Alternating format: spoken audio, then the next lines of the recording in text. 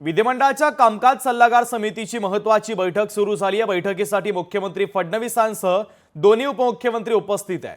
मंत्री उदय सामंत, मंत्री चंद्रकांत पाटील देखील बैठकीला उपस्थित आहे।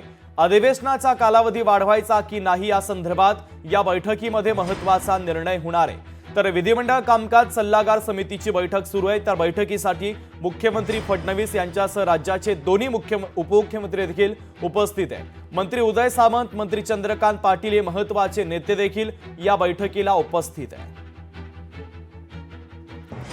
चेतन नन्नावरे आपले प्रतिनिधी आपल्याला या बैठकीच्या संदर्भातले अधिकचे अपडेट देतात। चेतन, विधिमंडळ कामकाज सल्लागार समितीची महत्त्वाची बैठक सुरू आहे। अधिवेशनाचा कालावधी वाढवण्याच्या संदर्भात महत्त्वाची चर्चा याच बैठकीत होण्याची शक्यता आहे। अधिकचे अपडेट काय मिळत आहेत?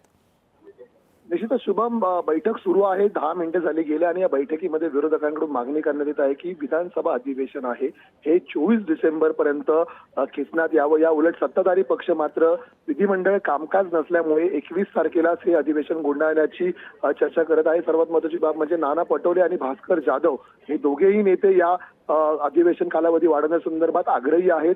मात्र तितकंसं कामकाज नसल्यामुळे अधिवेशनाचा कालावधी वाढवण्यात कुठलाही दुरापास्त नसल्याचं सत्ताधारी पक्षाकडून म्हणण्यात येत आहे। त्यामुळे चर्चेअंती नेमका आता विधानसभा अध्यक्ष राहुल नार्वेकर काय निर्णय घेतात हे पाहावं लागेल।